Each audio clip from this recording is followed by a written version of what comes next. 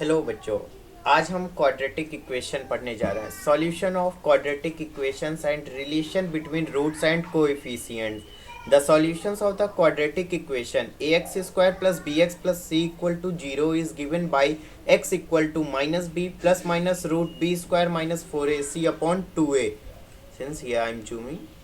Yes, now the solution of quadratic equation ax square plus bx plus c equal to 0. It is given by x equal to minus b plus minus root b square minus 4ac upon 2a. The expression b square minus 4ac is called discriminant. It is represented by capital D. It is called discriminant of the quadratic equation. Suppose if alpha and beta are the roots of the quadratic equation ax square plus bx plus c equal to 0, then alpha plus beta equal to minus b upon a and alpha beta equal to c upon a.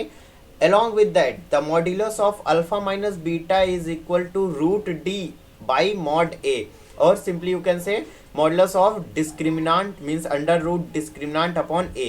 Modulus alpha minus beta is under root b square minus 4ac upon a. Quadratic equation whose roots are alpha and beta, it is given by x minus alpha into x minus beta equal to 0. That is x square minus alpha plus beta into x plus alpha beta equal to 0. That is x square minus sum of roots into x plus product of roots equal to 0. Now nature of roots, consider the here only we can get also alpha plus beta, the same thing. Here it is alpha plus beta is nothing but minus b upon a. When you will keep, you will get ax square plus bx plus c equal to 0 and alpha beta is c upon a. Now nature of roots, consider the quadratic equation ax square plus bx plus c equal to 0 where a, b, c belongs to R and a is not equal to 0. Then suppose discriminant is greater than 0 means b square minus 4ac is positive. The roots will be real and distinct means unequal roots will be. D equal to 0, roots are real and coincident means equal roots will be, and the alpha and beta will be minus b upon 2a. D is less than 0 means roots are imaginary. Fourth, if p plus iq is one of the root of quadratic equation, then other root will be its conjugate, that is p minus iq, and vice versa, where iota is under root minus 1. This we will see in the complex numbers. Consider the quadratic equation ax square plus bx plus c equal to 0 where a, b, c belongs to rational number and a is not equal to 0. Then if d is a perfect square, if d will be perfect square, then roots are rational. If alpha equal to p plus root q means q is not a perfect square, then in this case we will have roots as a irrational number. The other roots will be p minus root q. Now common roots of two quadratic equation. This is what will be the condition for common root. Suppose for one common root, if two equations have only one common root, then you just write down the equation as ax square plus bx plus c equal to 0 and a dash x square plus bx, a dash x square plus b dash x plus c dash equal to 0. Now by cross multiplication method which you have read in class 10, this simply you can write alpha square upon, very simple, ax square a dash x, just you hide x square because this is what x square, hide x square, do the cross multiplication, b into c dash minus b dash into c and equal to minus alpha means minus x. You can take minus x because here it has been changed, take minus x, then hide the x. Now a into c dash minus ka a dash c, which if you will remove minus, send it in denominator side means multiplying both numerator and denominator by minus 1, you will get a dash c minus ac dash. It is equal to, now c it's a constant, so 1 upon a into b dash minus a dash into b. This is the cross multiplication. By this you will get alpha equal to, equate separately, a dash c up minus ac dash upon ab dash minus a dash b, and here you will get alpha square as bc dash minus b dash c upon ab dash minus a dash b. Now alpha you have put it in value of alpha square, cancel the term. So the condition for a common root you will get, it is ca dash minus c dash a ka whole square equal to ab dash minus a dash b into bc dash minus b dash c. Now if you have been given that both the roots are common or both the roots are same, then the simple condition is that these two equations will be in proportion, means a upon a dash equal to b upon b dash equal to c upon c dash. Now roots under some particular cases. Let the quadratic equation ax square plus bx plus c equal to 0 has real roots, and if in this equation b is equal to 0, then roots are of equal magnitude. Now b equal to 0, then roots are of equal magnitude. This will be 0 but of opposite sign. So ax square will be ax square plus c equal to 0. It means ax square is what? Minus c upon a or plus c, as per possible cases. So roots will be equal of magnitude but of opposite sign. If c equal to 0, then one root is 0 and other will be minus b upon a. Simply c is 0, so ax square plus bx, x you have taken common, then ax plus b. It means x, either x equal to 0 or ax plus b equal to 0, which means x equal to minus b upon a. If a equal to c, roots are reciprocal to each other.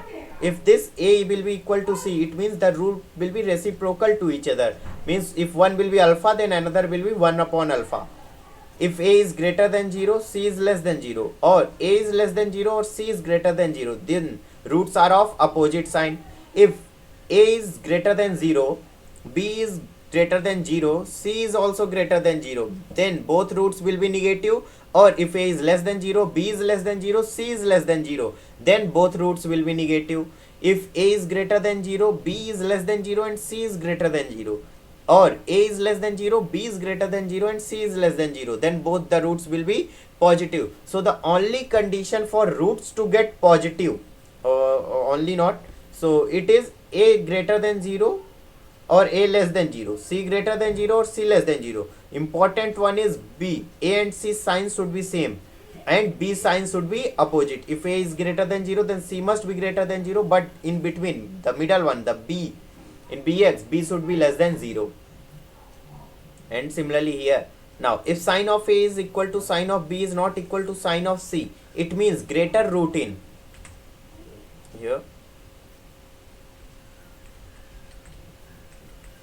Yes, sine of c, so greater root in magnitude will be negative.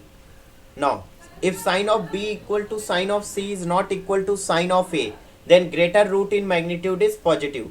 Now if a plus b plus c equal to 0, suppose in this ax square plus bx plus c equal to 0, in this case the sum of these coefficient a, b and c, these constant terms, these are equal to 0, then one of the root will be 1 and second root will be c upon a. You can take example by yourself, you will get the same answer. And keep in mind a plus b plus c should be 0. Now maximum and minimum value of a quadratic expression. Maximum and minimum values of a expression y equal to x square plus bx plus c is minus d upon 4a, which occurs at x equal to minus b upon 2a according as a is less than 0 or a is greater than 0. Y belongs to minus d upon 4a to infinity if a is greater than 0, and y belongs to minus infinity to minus d upon 4a if a is less than 0. So this was the maximum and minimum value of a quadratic expression. You can also use the differentiation formula to get the maxima and minima of any type of equation, mostly quadratic equation, very easily. You must remember the second derivative and first derivative test. Now location of root.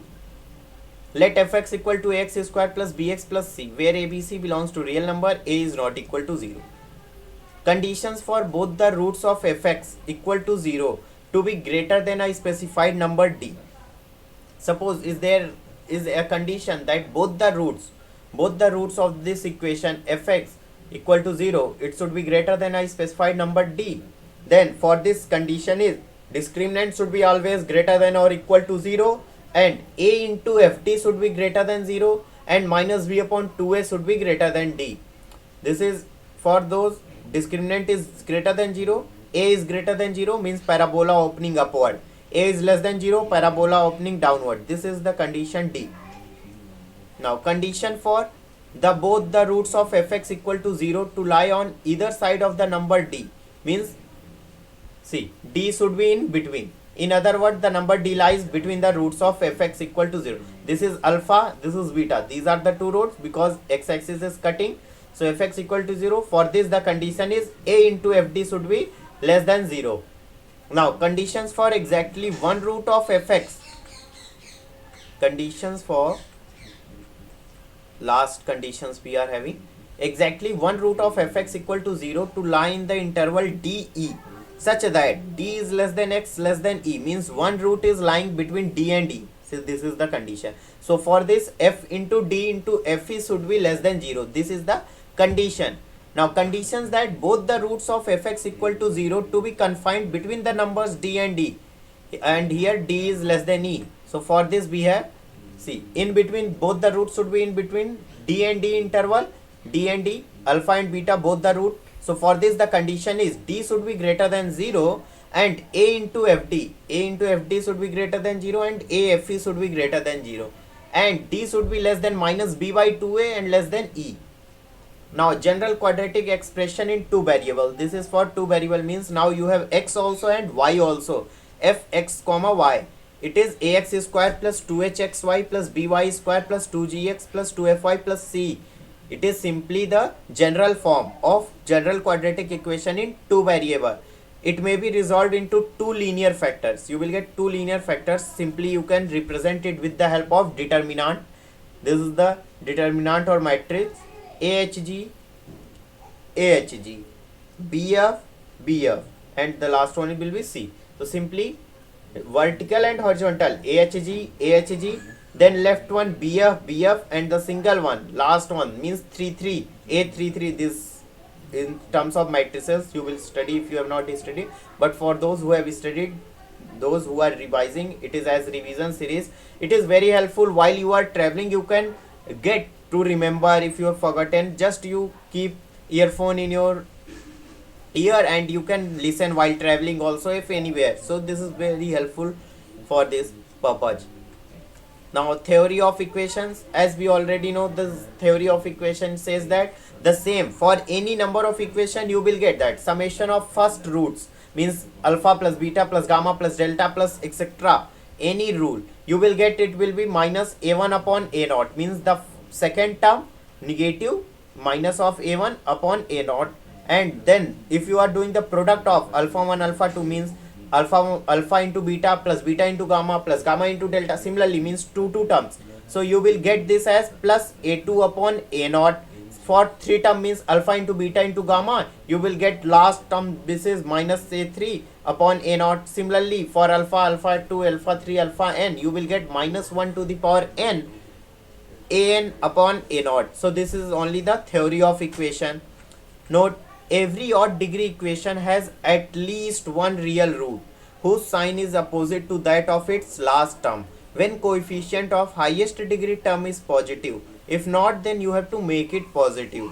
Okay, that is, example is x cube minus x square plus x minus 1 equal to 0. So every odd degree equation will have at least one real root. Even degree polynomial means those polynomial whose degree is in even. So even degree polynomial whose last term is negative and coefficient of highest degree term is positive, they have at least two real root, one is positive and one is negative. If equation contains only even power of x and all coefficient are positive, then all roots are imaginary. So this was all about general quadratic equation.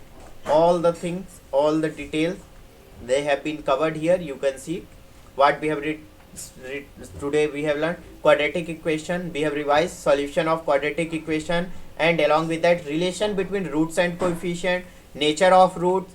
We have revised common roots of two quadratic equation, the condition, roots under some particular cases. Then we have maximum and minimum value, maximum and minimum values of a quadratic expression, location of roots if some condition has been given. And then we have general quadratic expression in two variables, suppose x and y, what will be the general quadratic expression for two variables.